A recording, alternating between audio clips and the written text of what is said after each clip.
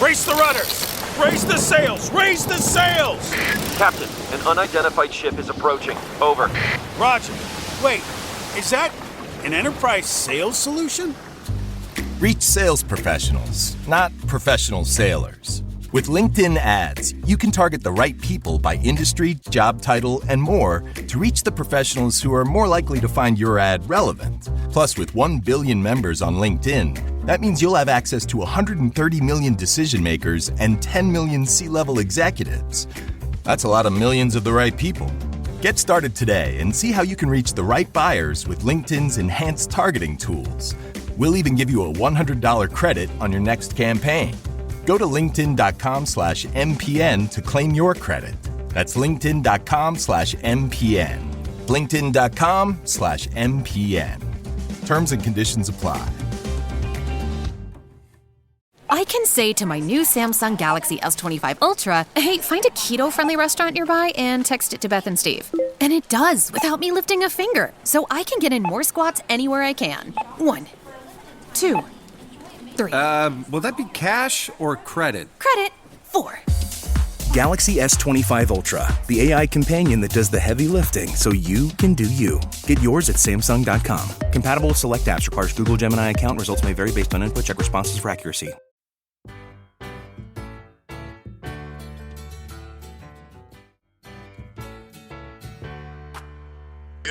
Hello, everybody. So if you are not familiar with that song, then you're not that old. If you are familiar with that song, because it recently was played during a Zoom masterclass I took, and the host had it playing as we all came back in, and some of us were like, "Yeah, I remember that." Others are like, "I have no idea what that is," and it's usually the younger ones. If you're not familiar, it is from Welcome Back, Kotter. I suggest you go look it up because that was a very, very young John Travolta in that in that show. It was awesome. So I highly recommend it. Show from the 70s. Again, showing my age, but here we are.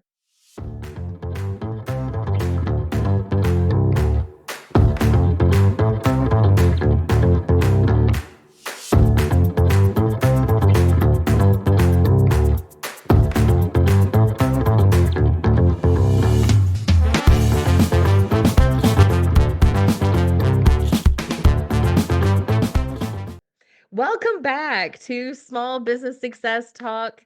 I am Christy Smallwood, your host. Oh my gosh, it's been too long. And there's been a lot going on behind the scenes because we are leveling this show up. And not just in like the looks of the podcast little square when you found us. It's everything is getting leveled up. Now, in this first episode, it still looks a little behind me, but you know that there's some changes coming. We're working on the staging of it. We're working on new guests. We're working on so many new things. And I'm very, very excited about what 2025 has in store for all of us because the whole purpose of this show is to highlight small business success. Now, business success just in general, but most of my guests are going to be those small business owners who are doing it. They are every day out there doing it, and they are the backbone of our country. There's never been any doubt in my mind, nor any argument against any of that stuff. And we're going to talk about all of the things this year about people's businesses, best practices, what's going on in the world, how do you navigate the shitstorms, all of it is going to be covered in these episodes. Now, not all at once and not every single episode, but that's why you got to keep coming back and staying tuned because this is going to be a very good year. So before we even go any further, I really suggest you go ahead and hit that subscribe button because you want to stay tuned for these things. Now, why did we take a hiatus? So here's where I'm going to tell my own story. Oh, gosh. And it honestly, look, being vulnerable and telling stories like this is never the funnest thing to do because this is not in a tone of I'm bitching to my best friend about all this shit going on. Okay. I am going to share with you a progression of, oh my God, are you kidding me? And that leads up to we're back. So this show, I actually started producing the show, gosh, back in 20 it looked different and it was under a different name, but I've been podcasting since 2015. And through all of this time, and then even getting through a global pandemic, the whole 9 yards, I've been off and on, and the show has evolved and looked different over time. But this particular time in 2024, I did not realize things had gotten so chaotic until I literally landed on my ass rock bottom and had to look up and go, "Wait, what just happened?" It was a series of unfortunate events. And I had a I've had I have multiple businesses. I have two business brands of my own that we'll come to that. Two business brands of my own. I am a partner in two other businesses. Now, in that was 24. Now I'm down to one business and one partnership. So 24, like I said, got a little chaotic. In the summer, I spent time helping to set a business brand up, and it took away from my own business. So that was some time. And it's like, oh, you know what? I can get back on track in September. Not a problem. Uh, September rolls around, and I was in a car wreck and an automobile accident. It was not my fault. I was rear-ended, but rear-ended enough that I've had my doctors or my social life. Okay. I am still going to multiple appointments a week, and that was September. This recording is in February. So that is in and of itself. It takes, if you know how a calendar works, having multiple doctor's appointments a week and trying to not only own and run multiple businesses, but your life as well. I'm like, I'm super thankful right now. I look around, I'm like, I am thankful I don't have the husband, the kids, the pets, because I can barely keep up with myself right now. And it's just a season. It is just a season. And when that wreck happened, it did snowball affect some other things. And then not realizing, but another snowball was coming my way. So I had one of my business partners decided, he's like, you know what? I think I just want to close this business. I don't want to do this anymore, because he had started another one as well. And I was like, huh, okay, well, here we go. And it was at that point, because when you're looking at your own business and you're doing multiple things, but let's just say you have the one business and there's an area of that business that you just thought was fine. So you didn't have to pay much attention to it. You checked in, and it was all good. And then all of a sudden, it breaks. Like it's broken and you can't fix that, and you just need to throw it away. Like it's gone. You now have to replace it. So what that did is it affected the budget, right? As my personal budget for sure, it affected the budget, because now there's a whole business that no longer has a budget that kind of funnels into Christie's bank account anywhere. So the mad scramble was on to build back up the other brands so that we would refill that pipeline that had went dry in by August. I was like, September's coming, I can fill the pipeline again. And the pipeline was dry. I was in doctor's appointments. I lost another business entity, and my apartment lease was up. And I swore I wasn't going to stay in an apartment. So got the house to rent. But now we're looking at moving everything, because I am a home-based business. My team is all virtual, which is phenomenal. We work really well like that. But that means I'm moving not just myself, but also a business. I'm moving everything. So it got really chaotic, and unfortunately something needed to give. So I decided to put the show on a hold, because I also had some other ideas for the show that I wanted to really implement. So my team and I talked about it, and we've been in the works of that, and we're ready to launch. Now, I'm still waiting on some furniture and some background stuff to make the staging for my local guests to be really an extraordinary experience for them. I really want to set that up nice. And I'm just waiting on things to come in. So in the effort of not waiting forever to get the show out, my individual episodes or virtual episodes will just be kind of a, a plainer background, but you'll see some adjustments and things along the way if you're watching. If you're just listening, you don't even know I got a background. It's all good. So we're calling this the phased approach, which is sometimes what you also need to do with your business. This is what we call the minimum viable product, the MVP. What is that? And right now, this is the MVP. I am the MVP, not the stage. It's the content in which you're listening and getting out of watching the show. So that's the reasons. This is my own little story for just this past year. Now, while I can talk about the chaos, that's not the only thing that's been happening, because since that massive change started happening, it jolted me to be like, okay, now we got to be even more, not forceful, but even more determined, even more resolute is actually a good word for that. Even more resolute about my boundaries that need to be in place so that I can create space to think and be creative and create things because I know the people I work with have a lot of problems, and what I do is help them solve them. Now, do I solve that specific problem? No. I help them figure out how to solve the problems, like literally pulling them back so they can see things differently and then focus their own efforts. So I'm doing exactly what I coach my clients to do. I am creating that space for myself to be able to step back, look at this overall entity and say, what's missing? And that's what is the key thing that can help us move forward a little faster. So we started implementing those things in the business. We're creating events and workshops and things like that that give people a quicker taste to what it's like to work with me and my team.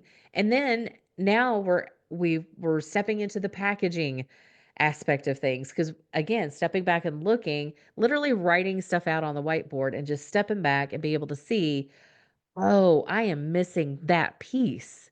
I've customized so much for my clients when it comes to the marketing company that I just provide custom solutions.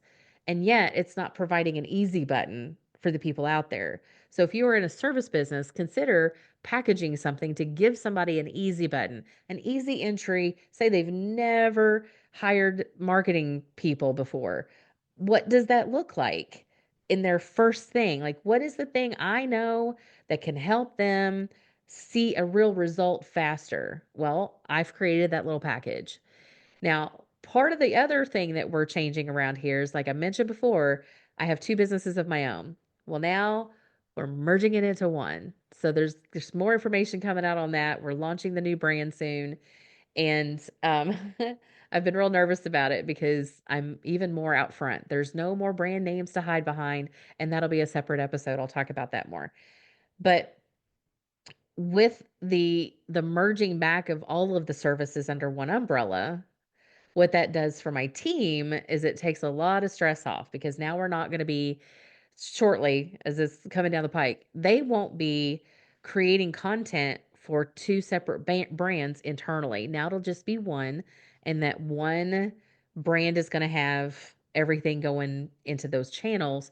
And we're building the rapport, we're building that relationship with that brand that has all the services in it, because what services you pick depends on the problem you want me to help solve.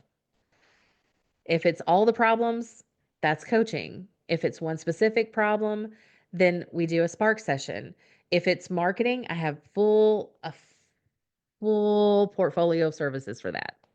So really honing in on, like, readjusting and switching around business models and updating and glowing up the brands, if you will. Like, we are ready to literally relaunch everything. So the chaos of 24, while it seems chaotic, it also allowed the opportunity to just change everything on purpose. Where can we get better? What does it need to look like, sound like, act like? How do we function with this efficiently and effectively? So really been in strategy mode, even though it might come across to some of my people out there like, oh my God, she's doing freaking everything. Like, it might look like that right now, but it's strategic. So I'm taking what I call the Gary Vee approach. I'm just pumping pumping stuff out because I need to be top of mind for you. So even if you don't sign up for a workshop, you're aware of it. Like I've caught your attention. Now you see that I'm doing these things and I'm over here and I'm over there. And I'm like, this is how to turn the waters to put interested parties into my pipeline. So that's how it's been going. And that's why the show's been on a little bit of a hiatus. Now, back to some origin story of this show. I have done podcasting, like I said, since 2015, and a lot of those have been individual, just me and my voice, which is fine. But I really get jazzed when I have a guest because now it's no longer just me talking to the wind. It's I used to say I can just talk to a post, which is it's right here. It's the microphone. But I also pretend that you are literally on the other side of the table from me. You, my friend, are the one that I'm talking to today. So I'm really excited to share with you all the stuff that's going on. So why this particular show and why am I so jazzed about this show? When I first started my business, I had no idea what the hell to do about much of anything. I knew marketing because that had been, and marketing, advertising, media had been my background for a good 15, almost 20 years prior to that. Literally since I was in high school, I've been doing marketing and advertising. So, but I've always worked for companies that I didn't have to go find clients. I just did the work. Finding clients, nurturing those relationships, all of that was very foreign to me when I first started my business. And then how do you organize a business? Not just the business model and the structure, but how do you organize it internally so that you can manage all of the work required to run a business?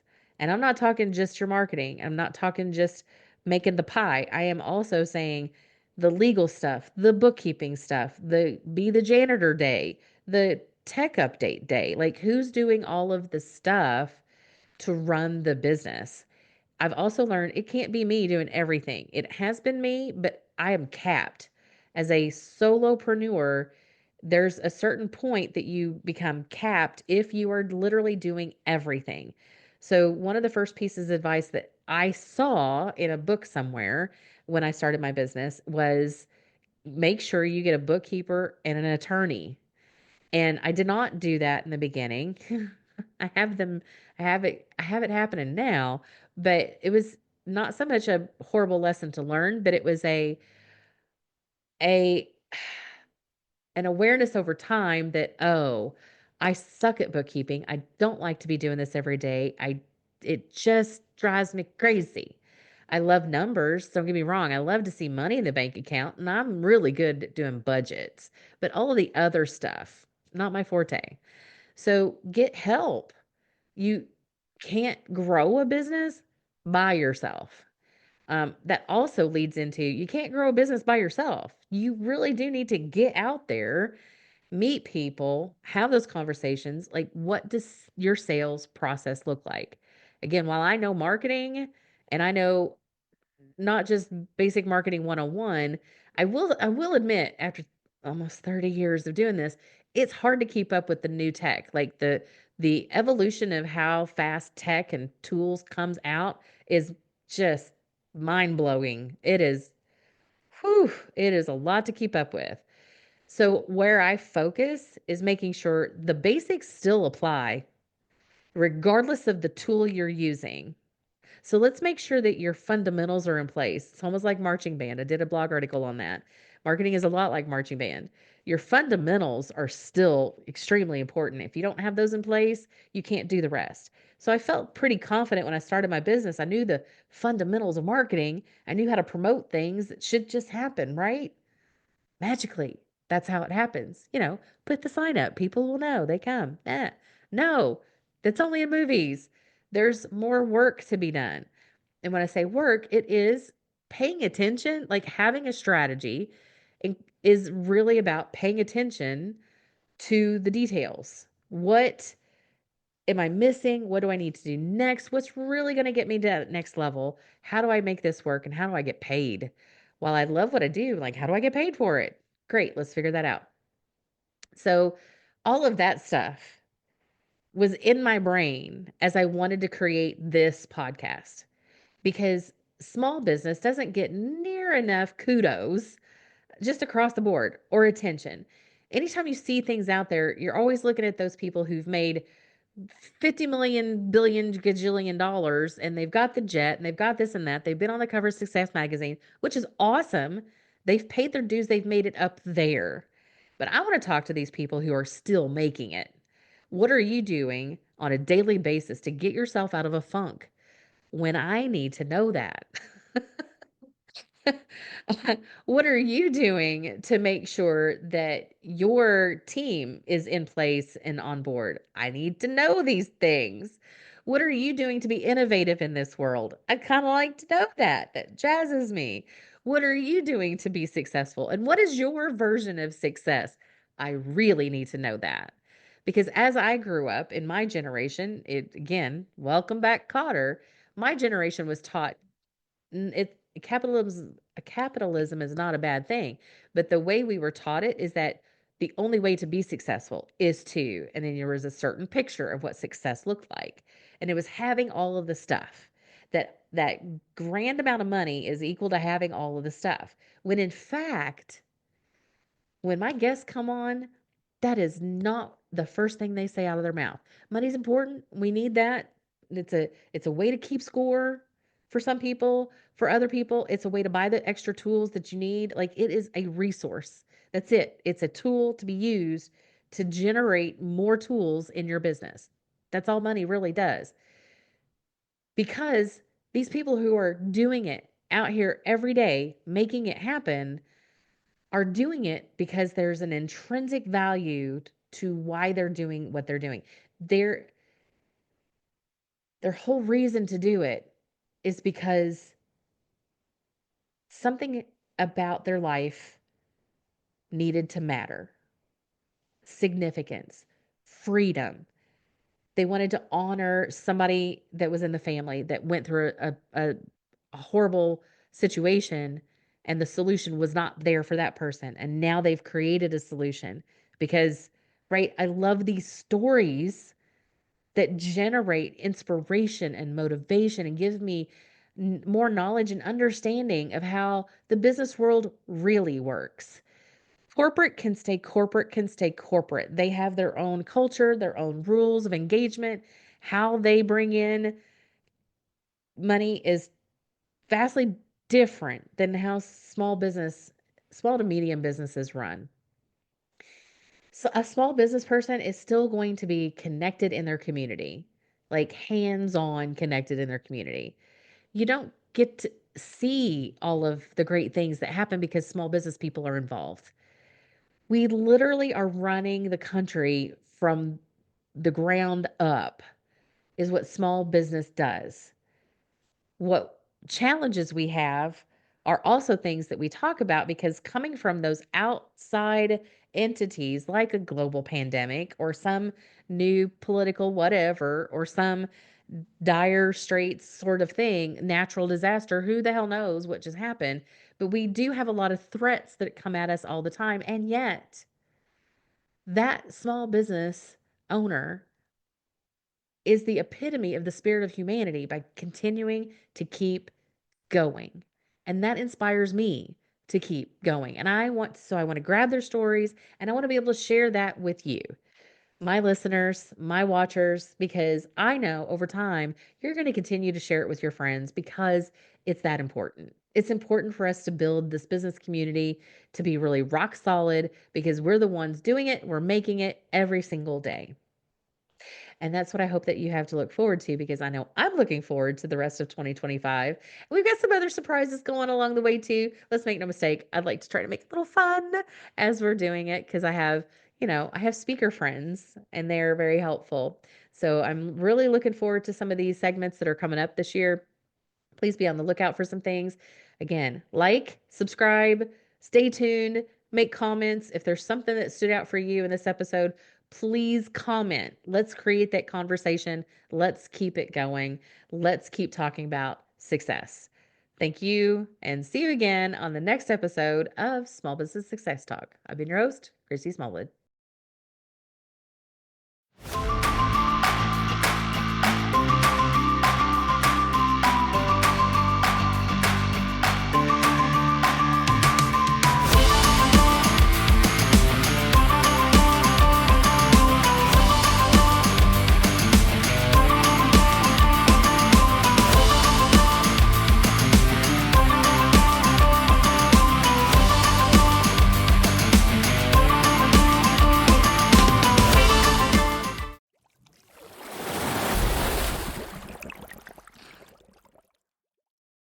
You may know you're listening to this show along the Marketing Podcast Network, but did you know there are other great shows on MPN to help your business? Robbie Samuels hosts the On the Schmooze podcast. Robbie, tell listeners what to expect from the show. Since 2015, I've interviewed entrepreneurs who overcame challenges to achieve success in their field or industry. Tune in to On the Schmooze to listen as I ask deep questions to elicit untold stories about leadership and networking. And where can people subscribe? Find the show at ontheschmooze.com or on marketingpodcast.net, or just search for it wherever you get your podcasts. You heard them. Go subscribe.